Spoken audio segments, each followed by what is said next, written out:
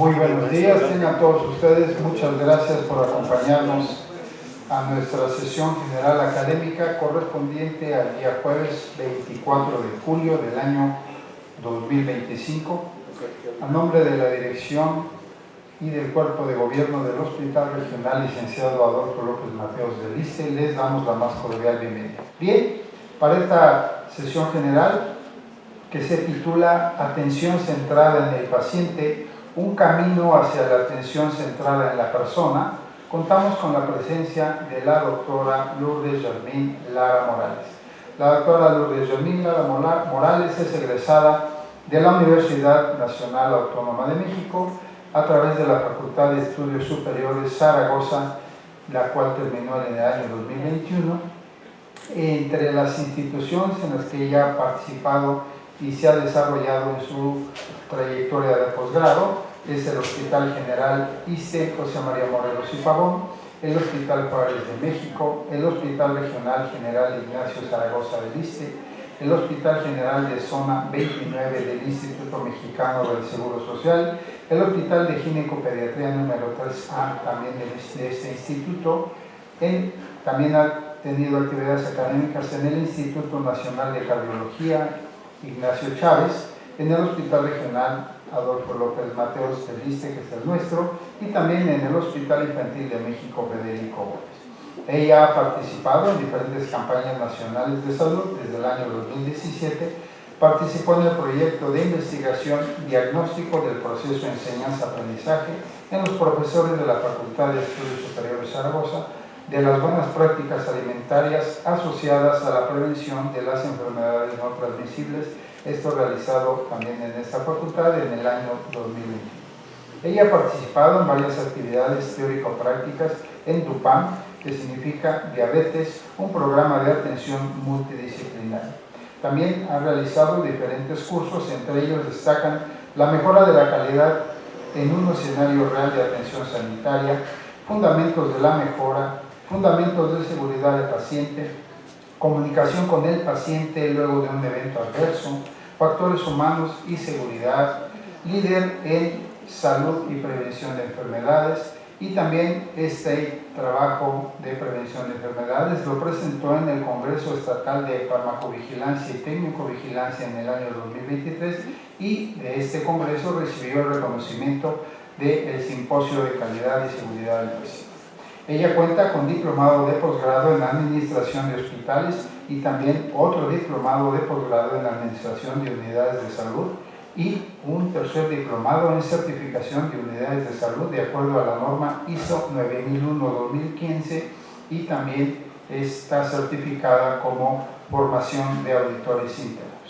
Actualmente ella cursa el tercer año de la especialidad de calidad de la atención clínica, y es un gusto que nuestros residentes tengan un perfil académico tan destacado y que nos compartan sus enseñanzas. Doctora, muchas gracias. Démosle un fuerte aplauso a la doctora Lourdes Yasmín Lara Morales por aceptar ser nuestra profesora de esta sesión. Doctora, muchas gracias.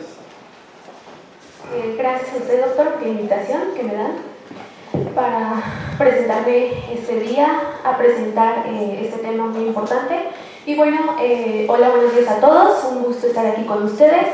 Mi nombre es Lara Morales de Lourdes Yasmín, soy residente en calidad de la atención clínica, y es un gusto poder estar aquí presentando un tema importante que quiero compartir el día de hoy con ustedes, el cual se titula Atención centrada en el paciente, un camino hacia la atención centrada en la persona.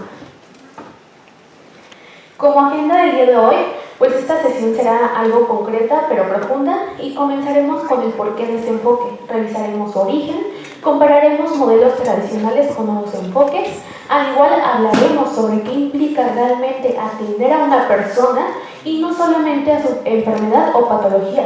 Y por último, pues cerraremos con reflexiones y conclusiones que espero nos inviten no solo a pensar, sino también a actuar. Quiero comenzar con una historia que me pasó durante mi año de servicio social, el cual pues empieza así. Una mujer de 80 años, llamada Clara, ella sin hijos, con secuelas de polio desde la infancia, asistía puntualmente a sus visitas, siempre acompañada de su esposo. Su tratamiento casi no cambiaba, pero un día comprendí y entendí que ella no solamente venía por medicina o porque se sintiera mal, sino también para ser escuchada. La consulta pues era su único lugar donde se sentía vista, escuchada y reconocida. Ahí comprendí algo muy importante y que me cambió la vida. La atención médica no siempre cura, pero siempre cuida desde la empatía, la presencia y principalmente la humanidad. ¿Y por qué hablar de estos temas y justo el día de hoy? Porque estamos atrapados en un sistema que muchas veces mide todo, menos lo que importa. Procesos sí, pero sin olvidar a las personas. Yo me pregunto y los invito a reflexionar a ustedes también, ¿cuántas veces nos detenemos a pensar por un segundo cómo se sintió nuestro paciente? No son temas bonitos, son temas de calidad, de ética y sobre todo de dignidad.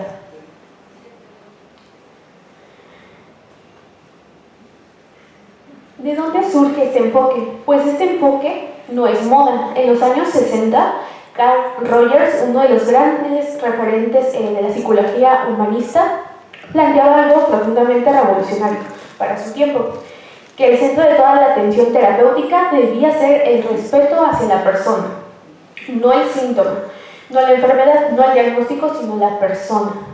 Esta revisión, aunque nacida desde la psicología, fue poderosa que comenzó a permear otros campos de la salud y fue en medicina donde figuras como George Engel, Moira Stewart y Barbara Starfield retomaron esta mirada durante décadas, donde se había visto el paciente como un conjunto de órganos o patologías. Y Engel propuso un modelo psicosocial. Starfield y Stewart propusieron la atención del cuidado en la comunicación clínica y en la experiencia del paciente. Y gracias a ellos, pues el día de hoy hablamos de una atención centrada en la persona. Este es un acto de justicia, al igual de humildad, pero sobre todo de humanidad en el ejercicio clínico. Porque cuando colocamos a la persona con su historia, sus emociones y su contexto en el centro de atención, pues no bajamos de curar enfermedades y realmente empezamos a cuidar vidas. Y bueno, ¿qué diferencia hay entre un modelo tanto tradicional como centrado en el paciente y como en el centrado en la persona? Pues aquí está el punto clave de todo esto. El modelo tradicional va a girar alrededor del médico. Un ejemplo de ello es una paciente con diabetes, llega a su consulta, el médico revisa sus niveles de glucosa, le indica insulina y le entrega una dieta más, sin más explicaciones. No pregunta sus hábitos, contexto, emociones o por su familia. Le avienta casi su receta y le dice, eso es lo que se tiene que aplicar. Y hasta ahí termina la consulta. No le da el acceso a hacer preguntas o cualquier otra situación. En cuanto al modelo centrado en el paciente, aquí se proponen decisiones compartidas. Por ejemplo, una mujer con hipertensión llega a consulta, el médico le explica las opciones de tratamiento, le pregunta cuál prefiere y escucha sus dudas, al igual sobre los efectos secundarios de tomar cada medicamento, y juntos pues deciden iniciar una dieta baja en sodio, hacer ejercicio y sus medicamentos. Y entonces aquí vemos que aquí se involucra a la paciente, pero solo aquí se va a tratar solamente referente a la enfermedad. Pero en cuanto al modelo centrado en la persona, va más allá, se basa en la vida, en el contexto y sobre todo en la historia de la persona. Aquí no solamente se queda en el síntoma, sino también se acompaña al médico con la persona durante su trayecto de su patología. Un ejemplo de ello es que una señora llega con cifras de presión alta, asiste a sus consultas y el médico se da cuenta que ella pues no solamente asiste por su enfermedad, sino también está ahí porque se siente escuchada. Le pregunta cómo está realmente. Ella cuenta que vive con estrés, ya que su jefe la trata mal en el trabajo. Es un hombre grosero, malhumorado y patán sobre todo. Y tiene problemas familiares que la mantienen en constante estrés. Entonces el médico no solamente le receta medicamentos, sino también le propone estrategias para manejar su ansiedad, ajustar su tratamiento a su ritmo de vida y la canaliza con psicología, esto para que reciba también apoyo emocional. Y bueno, aquí está la clave de todo esto, que la relación va a ser cercana, horizontal y comprometida con su bienestar integral. Y bueno, en cuanto a la atención centrada en el paciente, claro está que la atención centrada en el paciente ha sido un gran avance, pero también se ha puesto sobre la mesa la autonomía, la participación y la comunicación del paciente, pero muchas veces se queda corta, se queda solamente en un consultorio. Y como dijo Starfield, es necesaria pero no suficiente este tipo de atención. En cuanto a la atención centrada en la persona, pues este enfoque no solamente pregunta qué le duele, sino más bien pregunta qué le duele en su vida. Conocer sus emociones, sus creencias y su entorno principalmente, esto va a cambiar la relación que existe. Deja de ser una transacción de información y se convierte más en un vínculo. ¿Y por qué es importante este cambio de atención centrada en el paciente a una atención centrada en la persona? Porque la salud es fragmentada, apurada y sobre todo deshumanizada. Y esto pues claro está que no va a funcionar.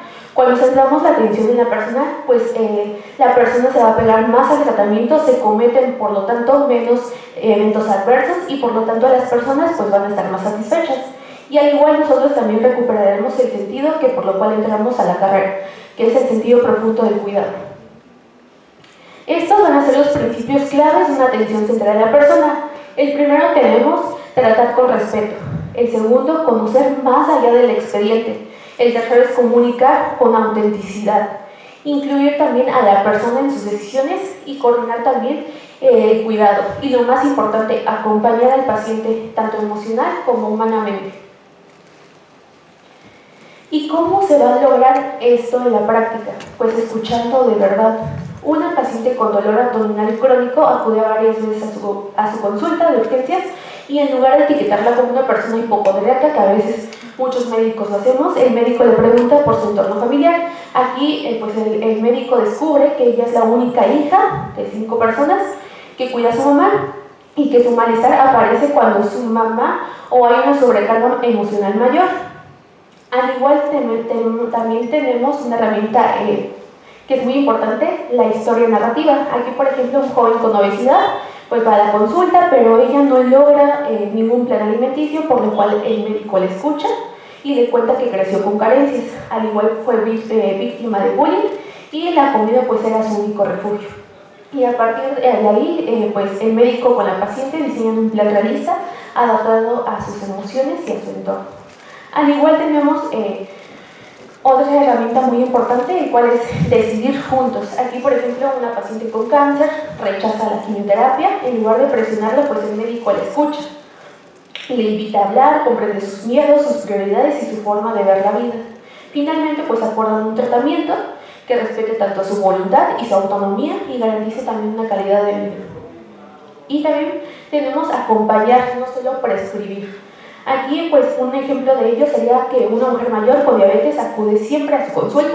El médico nota que su glicemia pues mejora cuando ella se siente realmente acompañada. Es por eso que en cada visita pues también el médico aporta de su granito de arena y le pregunta cómo está su estado de ánimo, sus problemas laborales y sus relaciones personales, que también son muy importantes. Al igual ser coherentes, ¿no? Ya que, por ejemplo, lo que podemos hacer aquí es cambiar el lenguaje, ya no decir la señora de la cama 6 o la señora con pancreatitis, sino también nombrarla realmente por su nombre, ¿no? La doña Rosa, doña Michelle o cualquier otro nombre que tenga la paciente y cambiar el qué tiene por un cómo se ha sentido el día de hoy. Y todo esto pues no se trata de hacer más trabajo como muchas personas han comentado, sino se trata también de hacerlo con más sentido de humanidad y por lo tanto también de empatía, que es algo que nos falta en estos años. ¿Y cómo sabemos? Esto es un reto institucional, la experiencia también es calidad y en tanto como podemos preguntarnos cómo se sintió, se ha sentido visto, escuchado, respetado, pues también como sabemos la experiencia del paciente es un indicador real porque podemos tener los mejores resultados clínicos, pero si el paciente en lugar de sentirse bien se siente por todo lo contrario, pues algo falló en nuestra práctica y eso también pues cuenta como calidad. Y quiero hacer unas preguntas a ustedes como público. Levante la mano quién está hospitalizado en cualquier hospital. ¿Y quién de ustedes o sus familiares? ¿Y quién de ustedes ha sentido que su familiar o ustedes se ha sentido ignorado por el médico o por cualquier otro durante el pase de visita? ¿Le han preguntado cómo se ha sentido? ¿Por qué realmente está ahí? ¿O cuál es su experiencia cuando han estado hospitalizados? ¿Alguien quiere hablar? ¿Comentarnos? ¿Darnos su experiencia?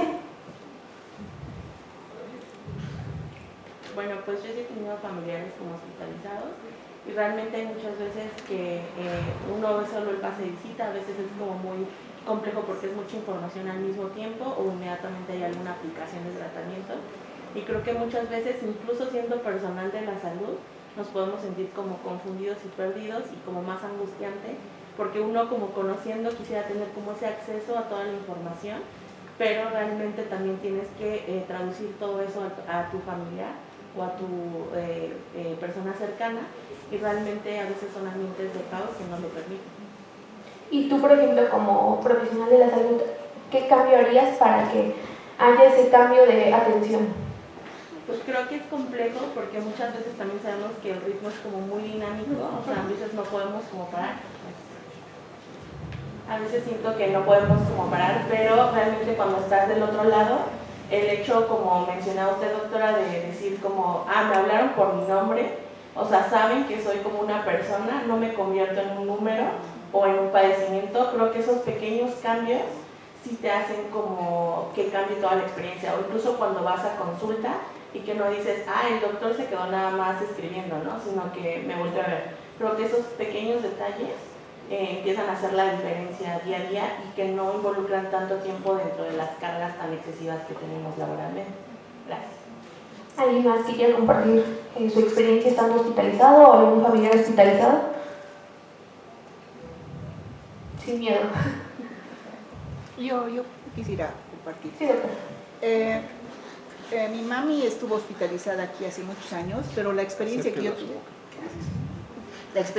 fue la mejor, porque los médicos eran colegas conocidos, no precisamente amigos, pero siempre hubo una comunicación muy cercana, y creo que también eso es algo que es muy importante para nosotros como médicos de aquí dentro del hospital, con nuestros pacientes que están en otros servicios, ¿no? La comunicación con los otros médicos.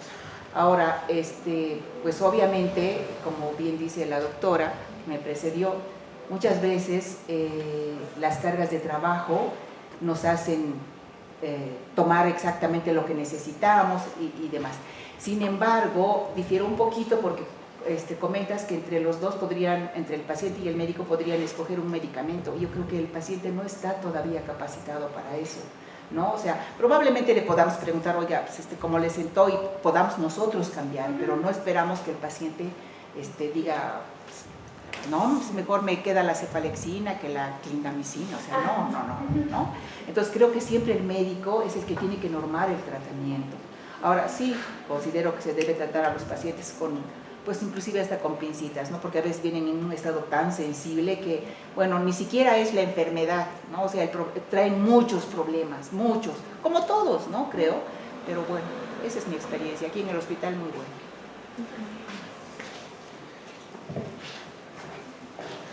Pues yo también quiero compartir una experiencia personal, pues mi papá apenas estuvo hospitalizado y la verdad pues sí sentí que el trato con mi papá fue diferente, ya que ahorita pues también tengo a mi tío hospitalizado y siento que como yo no estoy ahí, siento que la atención también ha cambiado, o sea, cómo la atención puede cambiar cuando alguien es del mismo, de la misma hospital, o sea, no sé si me deben entender, cómo cambia ese trato, cómo la gente puede hacer ese cambio de tratos cuando es alguien conocido a cuando no. Es lo que realmente quiero pues darles a entender a ustedes, de que el trato pues debe ser horizontal para todos y que no solamente sea por recomendación o por alguna otra cosa, sino también que este trato sea humanizado y al igual tener empatía con ellos, porque como bien decía la doctora, pues también los pacientes cargan con emociones que a veces pues no sabemos cómo les vaya a caer el medicamento o cuál es su historia detrás de vida, ¿no? O por qué realmente está en nuestra consulta. Es por eso que les quiero decir que crear una cultura no solamente va a ser cumplir con los protocolos, sino también pues tener ese sentido de humanidad, ¿no? Que pues durante la carrera lo hemos perdido. Y bueno, ¿qué nos detiene? Pues como lo comentó la doctora, pues hay obstáculos como falta de tiempo, al igual una cultura jerárquica, al igual una formación técnica y al igual la personalidad de cada persona, ¿no? Pero si lo reconocemos y podemos transformarlos, porque ya que no podemos cambiar lo que no vemos. Y bueno, para cerrar, ya como conclusión, pues les quiero decir que no es solamente cambiar el modelo de atención, sino también la forma en la que miramos, escuchamos y acompañamos, porque detrás de cada diagnóstico pues hay una historia de cada persona. Al igual, pues la atención central de la persona no es un futuro de la medicina, sino también es un presente y el cual urge. Y les quiero dejar esta reflexión, en la cual dice: los títulos no nos hacen mejores personas, lo que realmente nos define como profesionales de la salud es cómo tratamos a los demás, especialmente cuando están más vulnerables. La atención central de la persona nos recuerda que va más allá del diagnóstico. Hay alguien que espera ser visto, escuchado y tratado con dignidad. Al igual, recuerda tratar a cada paciente como si fuera tu mamá, tu papá o tú mismo, porque al final todos nos iremos al mismo sitio. Lo que realmente transforma no es solo la atención clínica, sino también la forma en que hiciste sentir a la persona.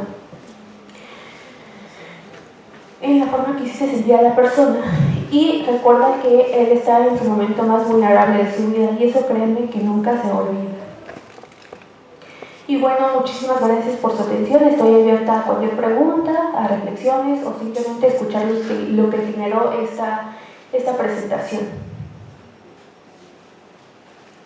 Gracias, doctora.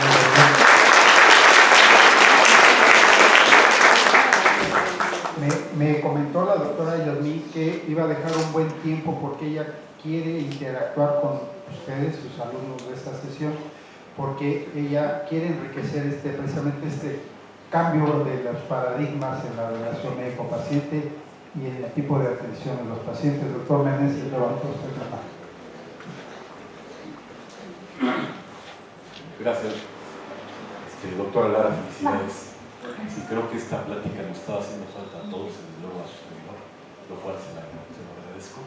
Creo que este tipo de reflexiones me están faltando por la parte que somos médicos ya muy tecnificados.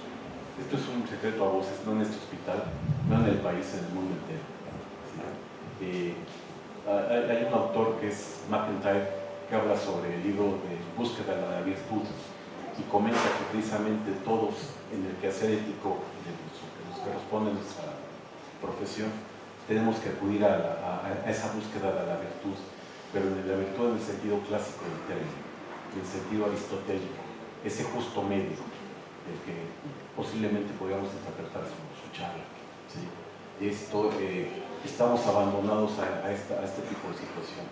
Una experiencia que yo tuve es que con los alumnos médicos, a los muchachos, los internos, a los residentes, les preguntas, ¿qué conoces algo sobre Galeno? Y la verdad es como si fuera alguien que desconociera en su totalidad. Creo que esto no está haciendo falta. Les platicaba a ellos de este concepto que tiene Galeno de la ácriba, que son las obligaciones que tiene el médico desde el punto de vista técnico, desde el punto de vista de ser preciso, de ser lógico, de pensar siempre con ese logos. ¿Sí? Él era ya un médico latino, romano, el cual ya venía con el bagaje hipocrático, pero que se dio cuenta también que eso a veces era contraproducente, ¿sí? Que no era por ahí a veces las situaciones. Y él acoge y habla mucho sobre él, y todos lo conocemos, que es la anamnesis. Todos. Pero si tal vez aquí preguntamos, o nos preguntamos nosotros mismos qué es la anagnórisis, y es donde ya tal vez esos términos salen fuera de nuestro contexto, como médicos. ¿Y qué creen? La anagnórisis es la exploración física. La exploración física desde el punto de vista médico. Esto viene en la Odisea, en donde es reconocido Ulises en su llegada a su patria, a Itaca, porque lo reconocen en base a las heridas que ha tenido. Y esto es muy bonito porque no dice la anagnórisis no solamente son las heridas físicas, sino las del alma, las de la psique. ¿Sí? Que creo que eso es muy pertinente a lo que está usted comentando. ¿Sí? ¿Y qué se hacía antes? Hay un autor, un antropólogo de nombre de apellido Lain Andrano, es un español antropólogo que tiene un libro que se llama La curación por la palabra en la época clásica. ¿Saben ustedes quién fue el primer ortopedista que, cuando menos documentado en las guerras homéricas, en Troya, si es que existió? ¿Quién fue el primer ortopedista? ¿Sí? Precisamente Patroclo, que esto tal vez en la película de Troya, todos la vimos, reconocemos a este personaje, pero era un individuo que fue reconocido en el campo de batalla como el primer médico. ¿Y por qué ortopedista? Porque en las vasijas griegas está vendando a Aquiles. Siempre se le ve vendando a Aquiles. Sí, interesado por eso. La historia más allá de esto comenta que sí, había sido un niño muy inquieto que por una situación de accidente mata a una persona. Sí. Y él, el abuelo lo saca y lo lleva a Tía, que era la isla donde estaba Aquiles, y él le enseña todo, y de ahí son grandes amigos, y la historia dice que más allá que amigos, esto, ni hablar. Sí. Sí. Eran más que amigos, pero ahí es en donde, y siempre estuvo, fíjense ustedes qué interesante, porque a lo mejor psicoanalíticamente, no sé qué opinan ustedes, pero posiblemente el médico tenga algo de culpa. Él siempre se sintió culpable, Patroclo, al menos se dice en la mitología griega, y por lo tanto se debió mucho a esa búsqueda de compensar a lo mejor ese accidente que tuvo, ¿sí? Curando, ¿sí? siendo un médico en el campo de batalla. Estamos hablando de, imagínense ustedes las heridas de en aquel entonces como había en la época de la Edad de Bronce, ¿sí? Heridas que no había más que nada más estar explicando al paciente. Y ahí viene el nombre del título del libro, la plática, la charla, el cómo le hablas. ¿Sí? Eso tal vez sea más importante ahorita para todos nosotros, y es lo que tal vez versó mucho su charla, su plática. Hay un pasaje en un libro sobre de un psicoanalista escocés, David Cooper, que dice, y esto me compete mucho a mí, les hablo a los, y comenta, voy a hablarles a los psiquiatras y a los obstetras, y dice, ¿por qué no? Tiene que ver con problemas mentales. Pues habla mucho sobre también cómo naces, qué tipo de, sobre todo traumas o problemas psíquicos puedes tener en alguna forma que a veces esta misma técnica con la que observamos no vemos esa profundidad hacia los médicos, hacia los pacientes que ven, que sienten, ¿sí? Y te podrá, el libro de la curación por la palabra podrá darnos risa ahorita, pero pensemos, era lo único que tenían. No había el poder de los antibióticos que tenemos nosotros. ¿Sí? Era una situación que tenían en aquel entonces, era el último recurso. ¿Sí?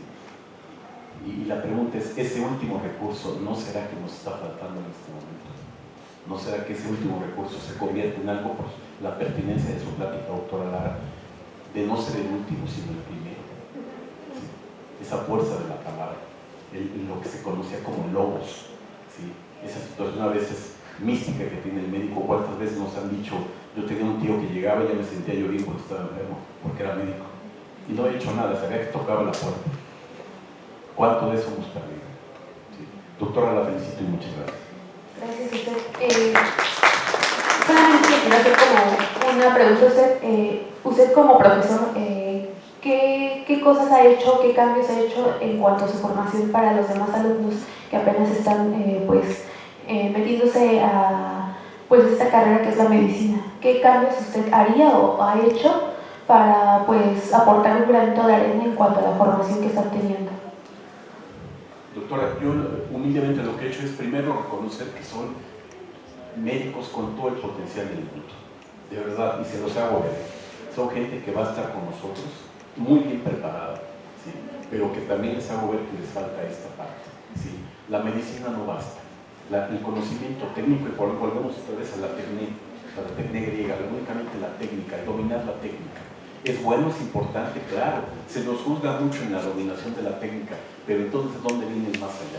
¿Sí? Y más que una obligación de leer, por ejemplo, Homero, a Galeno, saber quién fue Hipócrates, ¿sí? Al contrario, tener una actitud tal vez crítica en ese sentido. ¿Qué tanto te puede ayudar esto? ¿Qué tanto estás haciendo mal porque estás olvidando esto? ¿Sí? ¿Qué tanto te falta humildad para conocer que esto tal vez sea importante? ¿Sí? Habrá alguno que te diga, no, es que yo mientras a mí esto porque funciona, yo curo el paciente y lo saque, sí, pero lo sacas tal vez a su domicilio, en donde va a tener, nadie le va a hacer caso, lo van a envolver en una cobija, le van a poner la televisión y nadie lo va a pelar. Y tal vez lo que se dice, tú diste muy buenos ejemplos, ¿sí? El hecho de que a veces el médico viene aquí a que me platiquen, eso me pasó con mi mamá, ¿sí? Yo de repente decía, mamá, ya el doctor lo hace porque es mi amigo, por eso tú tienes, pero ya, oye, limítate por favor a que es que me hace la plática, digo, pero entiéndeme que es porque sos mi amigo. Lo mismo, las mismas experiencias de él, gente que nos ha tratado aquí muy bien, pero eso. Y algo interesante, debería ser parejo con todos, no porque sea yo el coordinador, sí, tenía que ser con todo, ¿sí? Y ese es el reto, ¿sí? ¿De qué estamos hechos los médicos como para poderlo hacer? Doctora, gracias nuevamente. Gracias a usted, doctor. ¿Alguien más que tenga alguna pregunta? Doctora, felicitarla porque este tema es muy importante. Hace unos días me invitaron a tomar un curso de trato humano y yo creo que en realidad pues el punto es este, ¿no? O sea, si nosotros atendemos esta situación, pues vamos a dar un trato digno y no solamente a los pacientes, sino a nuestros compañeros. Es el mismo trato que debemos de recibir de nuestros jefes, ¿no? Yo creo que si mi jefe me trata bien, pues a lo mejor yo también voy a ser una buena persona y a veces no es de eso. Yo en mi experiencia como paciente, pues sí, de pronto he tenido malos tratos, pero eso no implica que yo trate mal a las personas, ¿no? Entonces sí, uno tiene que aprender de esa situación y enseñar a las personas que nosotros recibimos como estudiantes para que ellos sean también buenas personas, ¿no? Porque al final esta carrera es de humanismo, es tener empatía y entender a las personas, saber leerlas también, que es lo que nos enseñaban en el curso, y no ignorar a las personas, porque eso también es un maltrato. Cuando ignoramos a las personas o las invisibilizamos, pues también es un maltrato. Yo creo que todo esto debemos de aprender para pues, tener éxito, ¿no? En la atención, en cómo me siento yo y cómo puedo tener relación con las demás personas. Muchas gracias. No, gracias a usted, jefa. Y también, como dicen, pues trata como quisiera ser tratado, ¿no? Principalmente. ¿Alguna otra pregunta que tengan el día de hoy? Buenos días a todos. Buenos días. Nuevamente felicitarla. Gracias, doctor. Y bueno, sí, la verdad, como seres humanos, sí hay que ser cultos y saber la historia, y más la historia que nos dedicamos. La verdad, si uno lee Osler, en relación no solo a lo médico, sino al trato, yo estaba desde Osler y es histórico. ¿Por qué el médico tenía tanta autoridad moral hasta los años 40, finales de los 40? Porque tenía la comunicación, porque no tenía tantas herramientas médicas. Entonces, nada más con la palabra, pero llega el IMSS, que tiene sus ventajas. En 60 se cree el ISSSTE y se masifica la medicina. Y entonces ya te ponen, cuando el médico pues se tardaba el tiempo que quería y cobraba acorde, porque así era la ética médica. Entonces te pagaban con gallinas, porque era lo que te podían pagar, así eran las gallinas, si daba gratis, porque comprobado, porque a una tía mía la trató Ortiz Monasterio en los años finales de los 40. Me imagino que todos espero que sepan quién fue el doctor Ortiz Monasterio en México, ¿no? Una vaca sagrada de la cirugía plástica.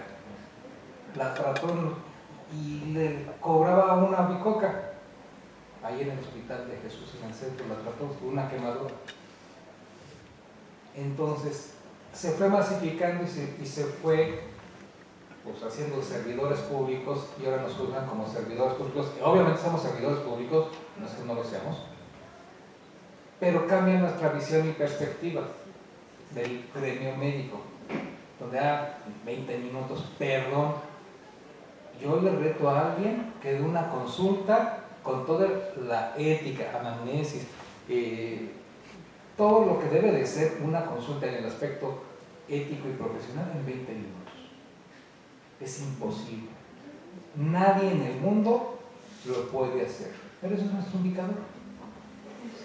Entonces, para que una empresa funcione, y esa es una debilidad, que somos santos y somos servidores públicos, y entonces nos debemos de partir las vestiduras y ponernos al servicio al 100%. Las empresas privadas que su objetivo es dar un buen desempeño, porque eso me genera ganancia, cuidan mucho a su trabajador. Las buenas empresas, lo que le llaman el wellness, o sea, que tienen formación administrativa, todos los administradores saben que es el wellness bien hecho. No es hacer caminatas, también que se hagan, eso son otras cosas, ¿no? Pero aquí tenemos a trabajadores muy desgastados por muchas circunstancias y está en chingo quitarle lo desgastado. Y luego te dicen, sí, cursos de trato, todo sirve en la vida. Eso me queda claro, que todo te sirve en la vida. Pero mientras no estemos enfocados, porque están nuestras encuestas de clima organizacional, cultura organizacional, ya tu jefe te escucha, si respondes no, ¿qué cambio hay? Nada. Entonces, como organización, ¿qué es lo que nos debemos de ver como organización para generar un impacto en la salud de nuestros pacientes, de nuestros derechohabientes? Como global no tenemos esa visión, tenemos una visión política. Y ese es un error de organización. Entonces también es bueno voltear, no solo,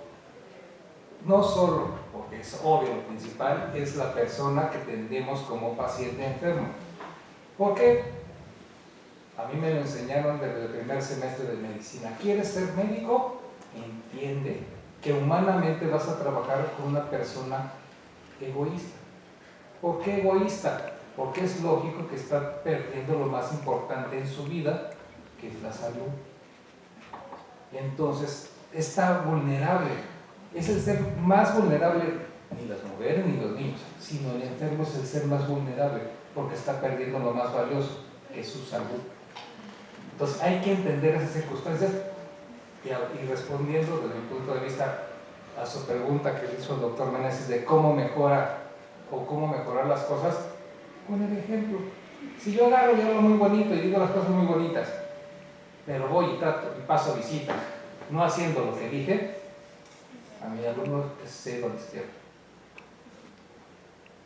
Entonces, el ejemplo, yo puse el ejemplo la semana pasada que tuvimos una supervisión de una situación de lo de la lactancia.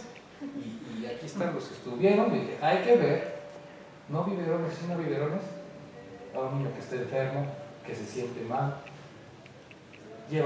es su sexto internamiento, bueno, ya, eso, tuvimos una que, el rato en el comité, que ha estado internado, que no come más que lleva toda su vida comiendo con biberón y todavía lo agredimos quitándole el biberón. Es no pensar, no atender centrado en el niño.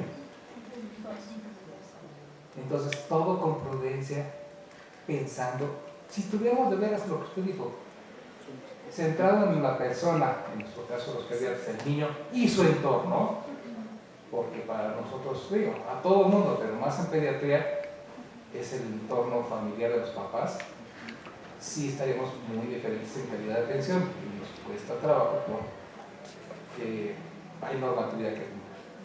Pero yo dejo ese reflexión, o sea, realmente, ¿cómo lo transmitimos? Por ejemplo, hay que ser coherentes y pensar en el paciente, persona y su entorno, en el caso de pediatría y también en las personas de grandes de edad, para que demos lo mejor posible y en el trabajador.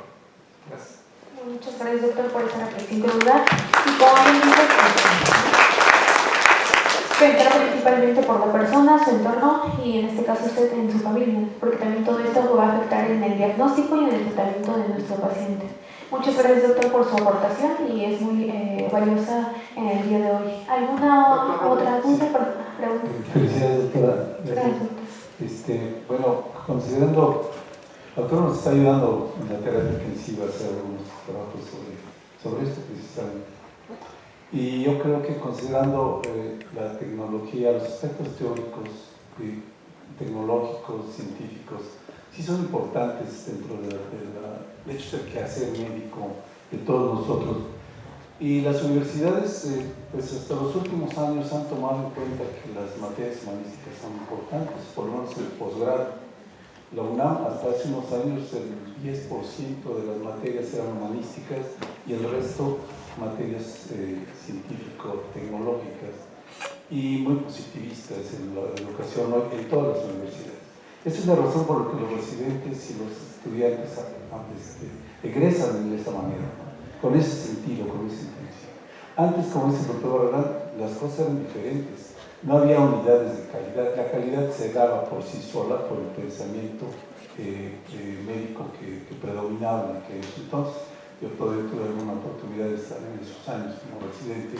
Y sí, efectivamente, la educación era más bien paternalista, pero la atención era paternalista. Y nosotros tomábamos decisiones, a veces mal, pero las decisiones las tomábamos con el paciente, platicábamos, etc. Todo esto vino a traer que con los años empezaron las cosas a cambiar y el paciente tomó el mando, por decirlo así, y esto fue lo que originó lo que hoy en día tenemos como una medicina defensiva, que es lo que está sucediendo. La autonomía de los pacientes predominó sobre la beneficencia de los médicos y la no maleficencia y se desbalanceó. Y entonces tuvieron que aparecer las unidades de calidad para retomar esa calidad con la que se estaba trabajando en aquellos años. Es necesario entender que dentro de esas cualidades que requiere esa calidad es la equidad, y eso es lo que no está funcionando en los hospitales después de que se instituyó la medicina institucional, valga la redundancia. Entonces, ¿por qué? Porque se perdió esa personalidad, ese personalismo con el que se atendía a los pacientes. De tal manera que hoy en día tenemos que buscar esa equidad, y lo que estamos haciendo en la terapia intensiva con la doctora es precisamente ver cuál es la opinión de los tratantes, de los médicos tratantes y de las enfermeras, que yo tengo un punto especial con las enfermeras. Los médicos tratantes y las enfermeras, ¿cuál es la opinión de la atención que le están dando a los pacientes de la terapia intensiva, considerando que son niños y los que tenemos que entrevistar con los papás y ver en todos los turnos cómo es que está tratando a los niños, ¿sí? Cómo creemos que estamos tratando. Se hacen preguntas tecnológicas y preguntas de trato, de relación médico-paciente. Ya tenemos algunos resultados que la doctora más adelante nos pondrá. Pero también ahora le preguntamos a los familiares, o sea, ellos qué opinan de lo que nosotros opinamos. De tal manera que ya una vez que tengamos todo esto, saber si lo que nosotros creemos que estamos haciendo para con nuestros pacientes, desde el punto de vista técnico, científico y de atención, es lo mismo que piensan los familiares, ¿sí? Y entonces eso nos va a dar una idea de dónde estamos parados. Creo que sería el aporte que nosotros estamos haciendo para mejorar esta situación. Y considerar desde este punto de vista que el cuidado del paciente, que es diferente a la atención, en mi opinión, por eso digo las enfermeras, el cuidado lo dan las enfermeras, ¿sí? El idealismo alemán, los filósofos alemanes, el Heidegger en su libro El ser y el tiempo, él habla de un cuidado integral profundo, Sorge le llama, la cura, ¿sí? Que ese es el sentido último de la atención, ¿sí? La atención profunda, y eso implica manejar el dolor, el padecer y el sufrimiento del paciente, ¿sí? Son las tres cosas que hay que integrar, y ese es el cuidado integral profundo. Eso se daba antes, hoy hay que retomarlo, pero lo primero que tenemos que hacer es ver si es de equidad si todos estamos tratando al paciente igual, porque como decía el doctor Meneses, ¿sí? es mi amigo, por eso te trata bien, ¿sí? Es un buen hombre que por eso te trata bien, pero no, el cuidado del médico debe ser integral en ese sentido, que es lo que se entiende como la cura, Sorge le llaman los alemanes. Gracias y felicidades, doctor. Muchas gracias, doctor. ¿Alguien más?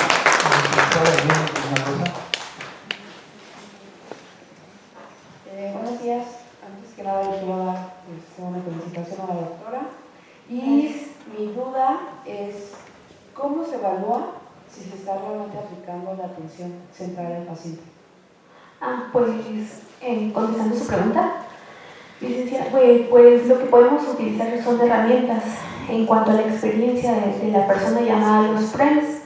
Estas pues son evaluaciones que se adentran a la experiencia, qué experiencia tuvo el paciente desde el momento de su entrada al hospital hacia el momento de su salida y utilizando este tipo de herramientas, al igual pues los indicadores indirectos como son pues desde la satisfacción, la adherencia al tratamiento o al igual pues la disminución de las quejas, ¿no? Que también es algo importante, pues ahí nos podemos dar cuenta si nuestra atención realmente fue centrada en la persona o centrada nada más en cuanto a su patología. Gracias. ¿Alguna otra pregunta o Teresa con alguna duda? El doctor Félix, nuestro director. Bueno, saben realmente todo lo que se ha comentado. La calidad tiene dos dimensiones. La dimensión técnica, que es a lo que se refiere en cuanto al tener, dominar el arte, el ballet artes. Pero la parte más importante es la percepción que tienen los pacientes que nosotros atendemos y que es lo que nos da una calificación. Ellos nos califican a nosotros dependiendo cómo nos comportamos, cómo somos con ellos, si sienten que les dimos la atención y los tomamos en cuenta como personas. En la actualidad, cuando en esta administración surge todo este programa de trato digno a los pacientes, trato digno al derechohabiente. ¿Por qué? Porque es una respuesta a una percepción generalizada que han tenido muchos de los pacientes que atendemos, no en este hospital, sino en todos prácticamente.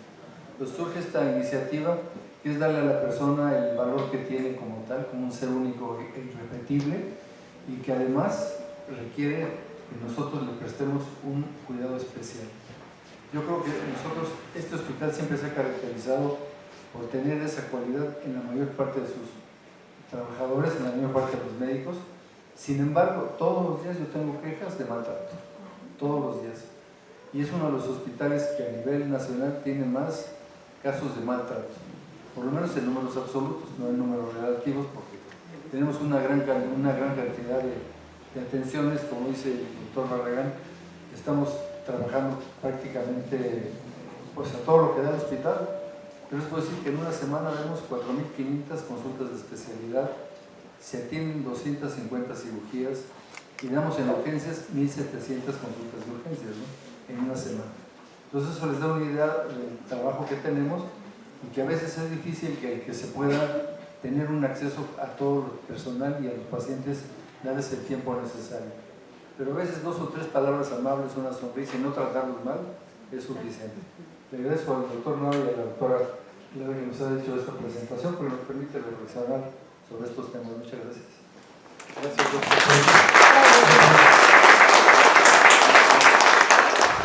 Hace rato la doctora Yasmín dijo que el hablarle al paciente por su nombre es un gran detalle. Uno de los éxitos mercadológicos o de la mercadotecnia de Starbucks es que le habla por su nombre a sus clientes. ¿Cómo te llamas? Andrés. Siéntese.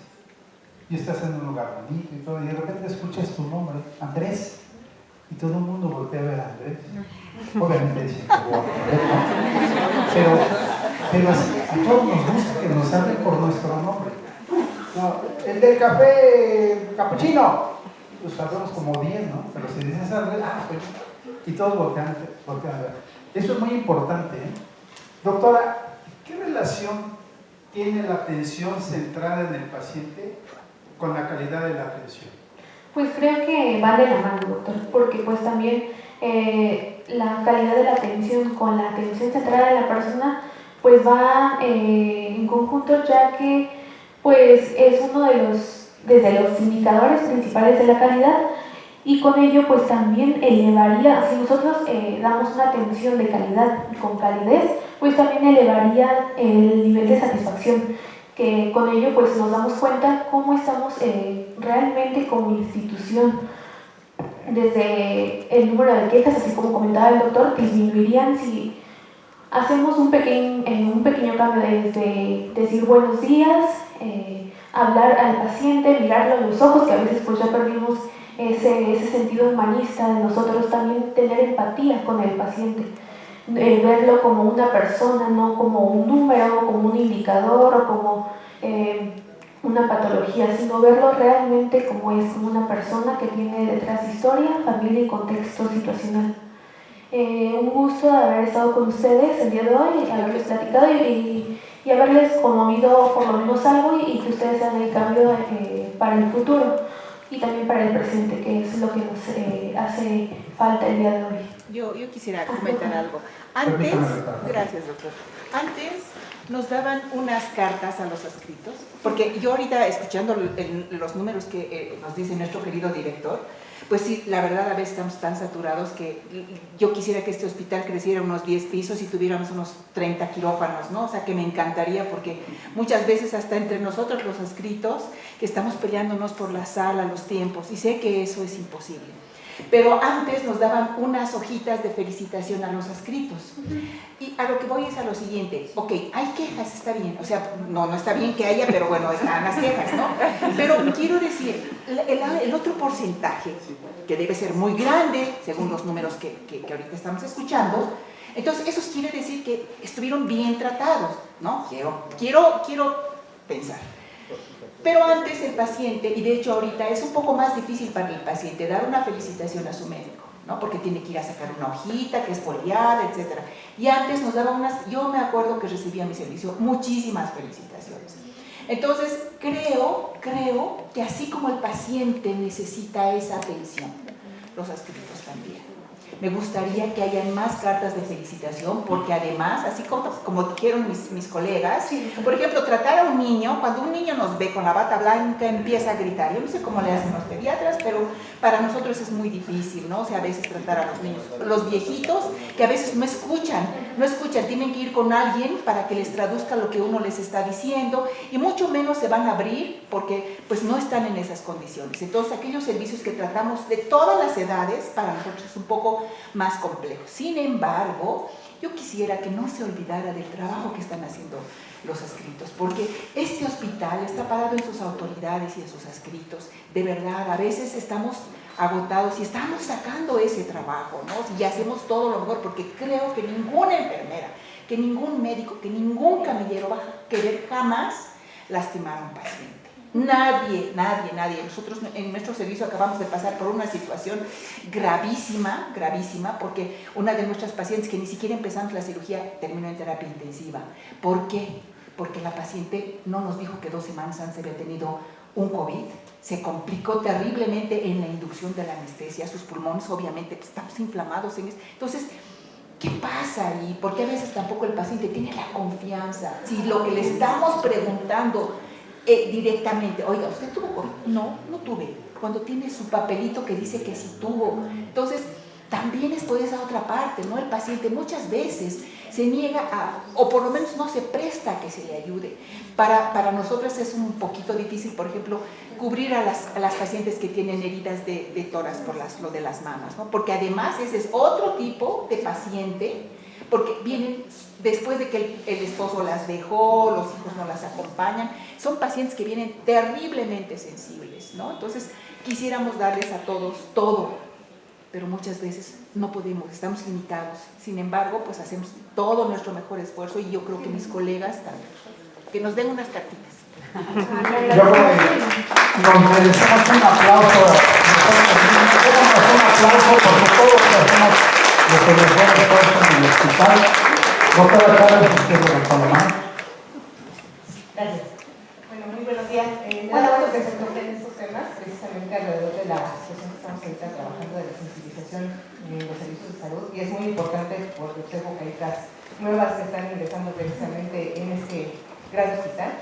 Creo que es muy importante, como menciona la doctora, también falta el reconocimiento al personal médico, pero desgraciadamente también tiene mucho que ver, no médico nada más, al personal de salud en general, porque todos los que estamos aquí adentro, desde camillería, los que hacen la intendencia, todos somos personal de salud y responsables de la salud de quien ingresa y está dentro de él, y no solamente el paciente, sino también su familia.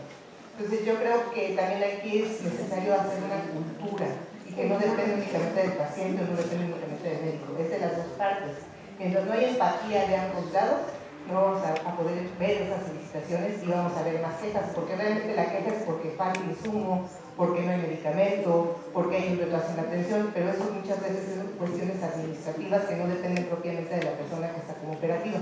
Lo podemos hacer más sencillo, sí, si nos comunicamos de manera asertiva, si sabemos entender al otro y somos empáticos al momento de la atención, y no nada más vemos números, no nada más vemos situaciones que tenemos que hacer corriendo, que una prueba de laboratorio, que un rayo X, no. Tenemos que ver a la persona y su integralidad.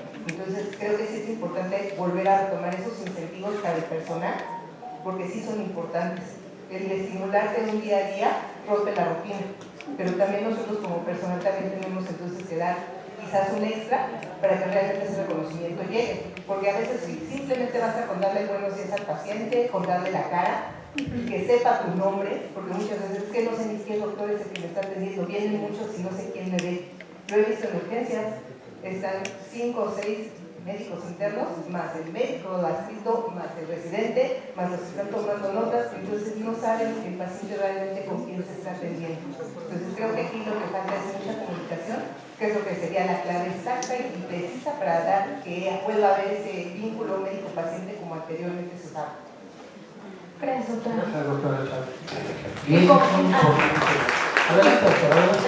Y como bien comenta, doctora, pues sí, necesitamos que haya esa comunicación horizontal, ¿no? Que también, como lo comentaba la doctora, que nos pierdan el miedo, ¿no? Que no nos, por vernos en bata blanca o vernos en un rango, pues se pierda esa comunicación y al igual esa confianza que a veces se pierde por eso. También, pues también quiero hacer hincapié que también nos falta una cultura tanto organizacional como institucional, ¿no? Que también pues debe de haber ese cambio en cuanto a rediseñar procesos, al igual los roles y los espacios sobre todo, ¿no? Para que también haya esa experiencia y que esa experiencia del paciente, bueno, de la persona en este caso, pues engrandezca. Y al igual pues engrandecería también la institución en donde estamos. Le quiero dar las gracias a todos los doctores que participaron y a la jefa de enfermeras que participó el día de hoy. Muchas gracias por escucharme y espero que ustedes sean el cambio que pues se necesita para estos casos y para estos tiempos que son necesarios. Les agradezco mucho, doctor, y le agradezco también que me haya invitado el día de hoy. Es un honor contar con su presencia y, como dicen los expertos en desarrollo humano, el reconocimiento es la gasolina del cerebro. Entonces, le vamos a dar un reconocimiento a la doctora Lourdes Yasmín Lara Morales por su excelente ponencia en la sesión general académica con el tema Atención Centrada en el Paciente. Doctora Yasmín, a nombre de la dirección, reciba usted.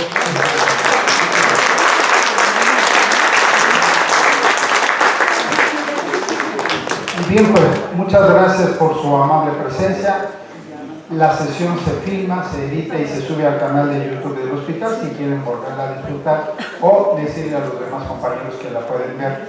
Y los esperamos como todos los jueves a las 8 de la mañana aquí en nuestro auditorio del hospital para nuestra sesión general académica. Tengan un excelente día y que les vaya muy bien. Gracias por ser excelentes personas.